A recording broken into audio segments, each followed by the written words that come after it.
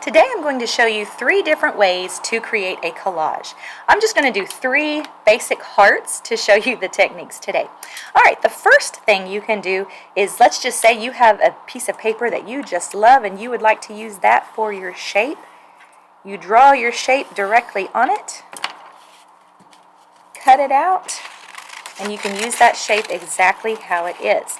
Whenever I do this, I tend to like layering different things on top of each other rather than just using the one shape. Sometimes that can be just a little bit boring. So you might like to add additional shapes on top of it or think about patterns or things like that. Alright, the next technique I want to show you is using torn paper. For this, you would draw your shape first. And your shape could be anything. It doesn't have to be like a heart. It could be, a still life or an animal or something like that. And then you can look through and you choose the colors that you want to use. You can look through magazines or scrap piles or whatever and pick out the colors you like. It doesn't matter what they were originally pictures of. I think one of mine was grass, one was a bug, one was just construction paper, one has words on it. But you tear these up, and this is what you use to fill in your shape.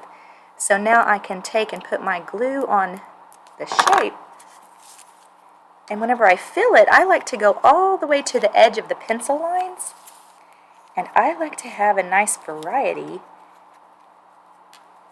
of values and textures of whatever color it was that I chose. I think it makes it look a little bit more interesting, but you try to go all the way to your pencil lines there, and it makes it nice and clean that way. And you can go back and re-tear things and, make it look exactly how you want it. Alright, but I think this will do for us now. And oh, look, I left a little ghosty there. That's what I call it whenever I have little specks that shine through. So make sure that you fill in the whole thing. Okay, so that's a torn heart. And then the last mosaic technique I want to show you for today is a mosaic style. So we are going to draw our shape first. And now I've got these little scraps. I've just kind of cut a whole bunch of rectangles. And now I'm going to turn those into a bunch of squares. And with the mosaic style, you want to leave a little thin, tiny, beautiful gap in between each one. Traditionally, mosaics are done with tiles, and so you would leave a gap to put grout in between each one. But for us, for this, we just want to kind of get the basic look here. A hard time grabbing these sometimes. But do you see how I'm putting those in place? Now, if it goes over the line like that, you may have to use your little scissors and do a snippy snip to clean that up.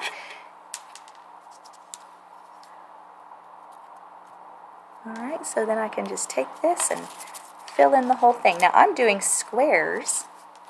You don't necessarily have to do squares for a mosaic. You could do random shapes, you could do triangles. I suppose you could even do circles or something like that.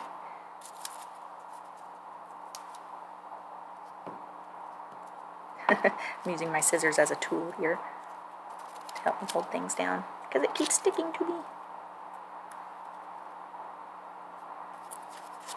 Of course, you could use cut shapes like this and overlap them too. That would work as well. But for the mosaic style, I'm leaving a little gap in there. Now, I would say that this is not finished. See how it still shows the edge right there? So I'm going to cut a few more that come all the way over to my pencil line so it looks nice and clean.